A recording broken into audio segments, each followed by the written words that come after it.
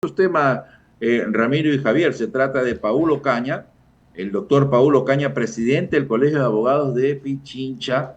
Vamos a hablar precisamente sobre la calificación de la justicia, de esto que estamos hablando. Doctor Ocaña, bienvenido a Diálogo de Radio Vino 29. Hola, muy buenos días, Daniel. Gracias por la invitación. Buenos días con todas las personas que nos siguen. Permítame, disparo la primera pregunta. Estamos hablando justamente de cómo mejorar el sistema judicial. El caso Metástasis nos ha dejado, no sé si sorprendido, porque era un secreto a voces de que había un entramado de jueces, de fiscales, de policía y abogados que estaban trabajando en favor de ciertos grupos delictivos. El caso Metástasis lo ha evidenciado así. Ahora bien, estamos hablando también sobre la responsabilidad de ciertos abogados que pasan a ser parte de estas estructuras criminales, ya no tanto como defensores, sino como asesores para evitar precisamente que sus clientes, ya no son clientes, son sus compinches, eviten caer en delitos. Ahora, estamos hablando de que hay un sistema judicial que está definitivamente enfermo, si no decir podrido. ¿Cómo lo vamos a mejorar? ¿Cómo lo vamos a cambiar? Varias interpretaciones de allí, estimado Daniel, y permítame, por favor. Un proceso penal inicia con una investigación previa, que es una fase preprocesal, luego Uh viene -huh. que comienza con la formulación de cargos y posiblemente, si es que así fuere, pasaría a una audiencia de juicio. ¿Por qué es importante hacer esta aclaración? Porque en efecto la anterior semana nosotros hemos escuchado a la fiscal general de la Nación indicar cuáles son los indicios y evidencias que constan dentro de su investigación, donde muchos de ellos lanzan temas sobre actos de corrupción. ¿Y por qué es importante esto? Porque ahora en esta etapa procesal corresponde a los abogados, a los procesados y ellos a través de sus abogados presentar los descargos, porque lo que menos vamos a querer nosotros como sociedad ecuatoriana es de que a alguien se pueda determinar una sentencia condenatoria cuando no ha cometido el delito o no ha tenido participación en ella. Por eso es importante ahora que de las 31 personas que están siendo procesadas van a presentar sus elementos de descargo para que finalmente el juez determine quiénes sí llaman a juicio y quiénes no, y se declara su sobreseimiento. Ahora, eso no Diga. quita, Daniel, eso no quita que existan actos de corrupción. Y como usted dice, la verdad es que no podemos tapar el sol con un dedo. Nosotros era conocido de que y al interior de nuestra profesión se conocía sobre algunos actos de corrupción que existían dentro de los procesos e incluso con ellos se llegaban a resoluciones que sacaban fuera del escenario jurídico, del contexto de derecho que debe existir y teníamos sentencias totalmente atroces y que venían en contra de lo que se entiende justo y se entiende en derecho.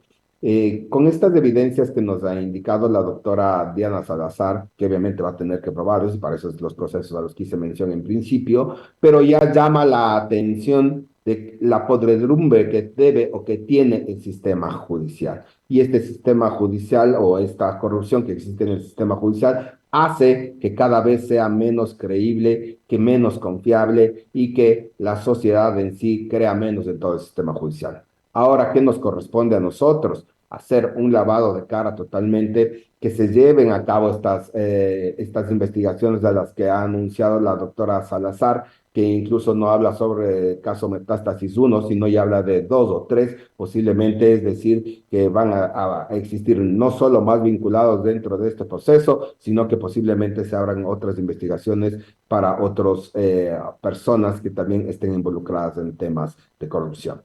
Eh, Doctor Ocaña, permítame, voy a dar paso a mi compañero Ramiro Cepeda para hacer más dinámico este diálogo y porque también tiene inquietudes justamente de todo este desbarajuste de corrupción en el sistema judicial. Ramiro, por favor, continúe. Doctor Ocaña, ¿qué tal? Ramiro Cepeda le saluda. Ramiro, muy buenos días, qué gusto. Vea, desde que se cambió el sistema penal en que la fiscalía hacía la investigación y al juez se le mandaban los insumos necesarios ya para que tome una decisión al efecto, se dividió el proceso penal en dos, el de investigación y el de resolución ya por parte del juez, cuando antes estaba unificado en una sola figura que era el juez que hacía la famosa pesca milagrosa que dictaba la orden de prisión a todos y después por una módica o no módica cantidad de dinero los iba liberando a cada uno. La justicia hiede desde hace mucho tiempo, no de ahora. Lo que sucede es que ahora nos sorprende porque los delitos que se han perseguido son mucho más escandalosos de los que eran en el pasado. Por tanto, no es que la justicia se ha podrido más, los delitos y sus repercusiones a nivel social han escandalizado tanto que la judicatura ha sido arrastrada hacia ese lodazal, habida cuenta de que sacar inocentes a mucha gente de este tipo o emplear malhadadamente recursos judiciales que son para casos extraordinarios y volverlos ordinarios, termina siendo un despropósito. Con este antecedente que le doy, esto no se corrige con una medida parche. Lo que ha hecho la fiscal, importante por cierto, no es el meollo del asunto. El meollo del asunto es la estructura judicial per se.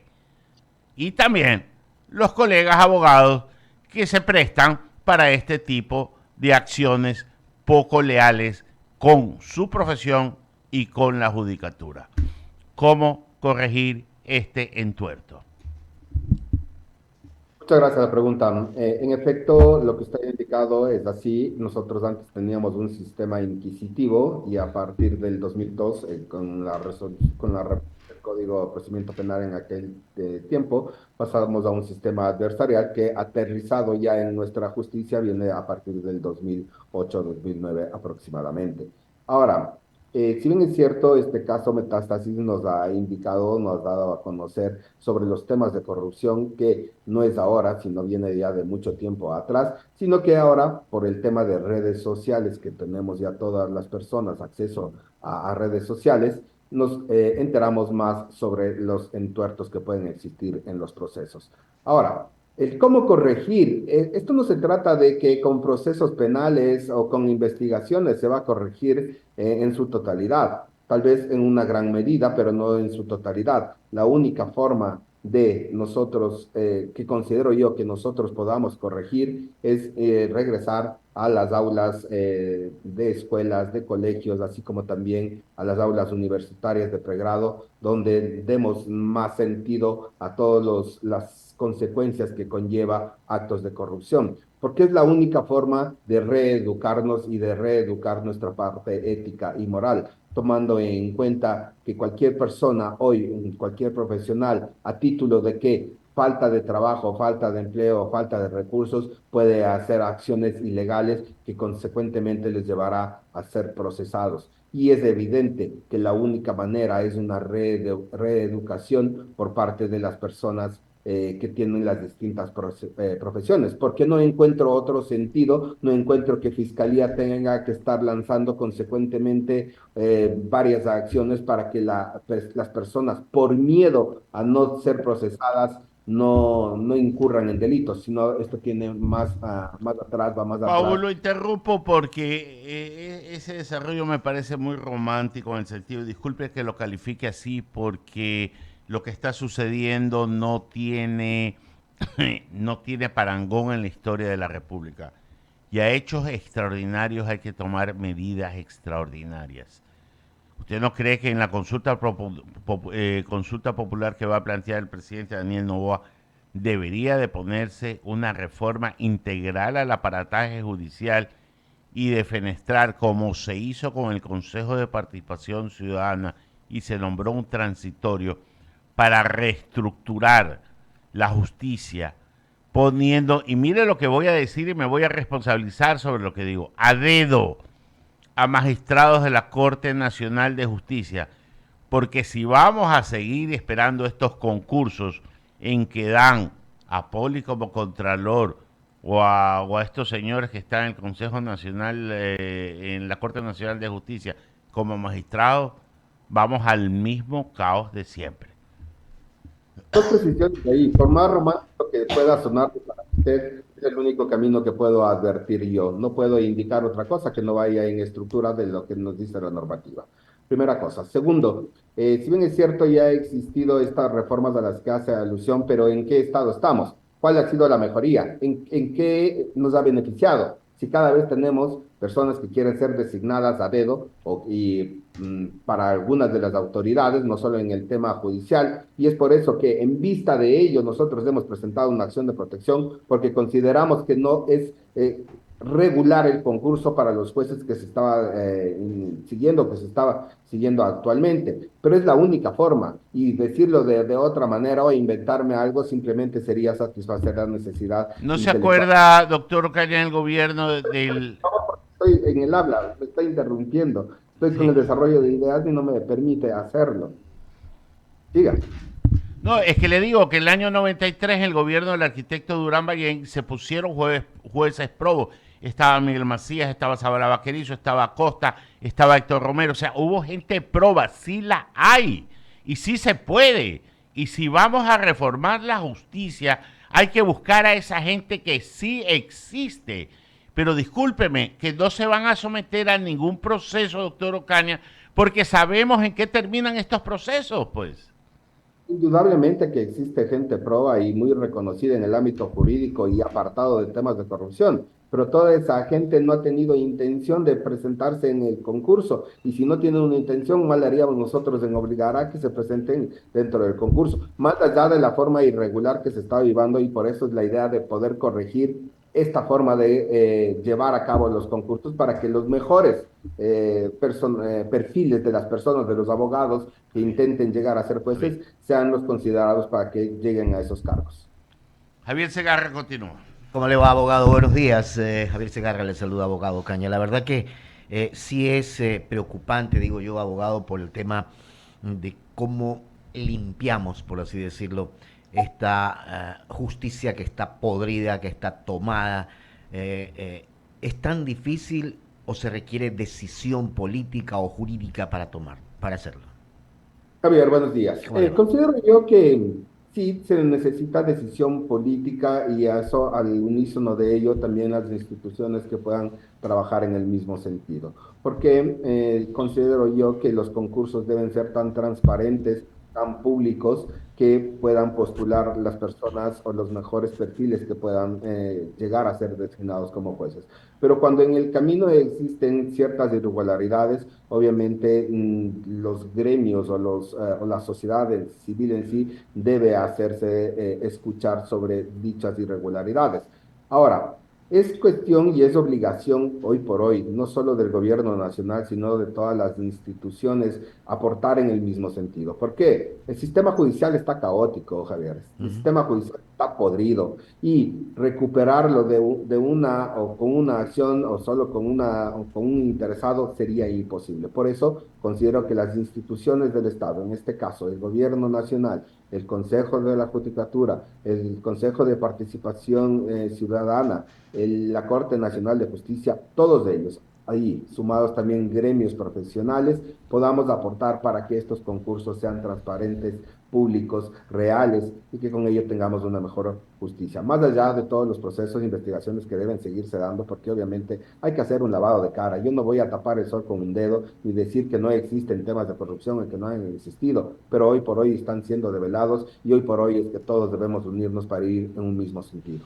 Una limpieza total entonces en la función judicial profunda, lo que sea, pero y aplicar en caso de que algún juez o algún magistrado vaya por el camino chueco, un poco para utilizar el argot popular, que se lo sancione inmediatamente. O sea, no es que hay que esperar a abrir un proceso disciplinario y darle el tiempo. No, no, no. O sea, o no aplicas la norma, o aplicas la norma o te vas, pero no podemos estar jugando con una normativa a favor de o valorando mis intereses o por temor o por lo que sea, ¿no?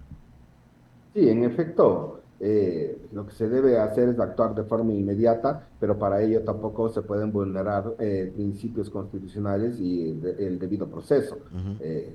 Entiendo su idea, su objetivo, y en efecto no solo debe haber un proceso contencioso administrativo o sumarial en contra del funcionario judicial que esté contraviniendo la norma, sino que adicional a ello se deban iniciar investigaciones para que con ello se pueda determinar no solo el cometimiento del ilícito per se, sino también si es que existen aumentos patrimoniales en sus cuentas de los jueces o de los secretarios y con ello tener claridad y transparencia en cómo se está llevando un proceso. Sin duda alguna, nosotros hemos quedado absortos mirando cómo han actuado algunos jueces mediante sus sentencias que han permitido, han dado posibilidad o han dado paso a que se permita beneficios penitenciarios sobre personas que ya tienen sentencias ejecutoriadas y donde no cabría. Por ello, es que la Corte Constitucional últimamente ya emitió una sentencia donde se puede permitir o se da paso al prevaricato. Obviamente, eso implicaría que ya se puedan iniciar investigaciones a jueces que actúen indebidamente en procesos constitucionales. No sin antes decirlo que a partir de la sentencia constitucional a la que hago mención se puede iniciar esta investigación, pero hacia atrás considero que no existe toda vez que existía esta confusión sobre el actuar de los jueces. Tarea complicada, definitivamente, limpiar a la función judicial o la justicia en este país, pero algo hay que hacer porque de lo contrario vamos a seguir hablando usted y yo y con cualquier otro analista y usted con cualquier otro periodista lo mismo de siempre. Y así no podemos seguir en una situación que requerimos los ecuatorianos de absoluta transparencia, idoneidad y función judicial muy clara para poder aplicar lo que se tenga que aplicar. Abogado, queremos agradecerle por haber estado con nosotros. Una buena mañana, excelente semana. Buen día. Gracias. El presidente del Colegio de Abogados de Pichín.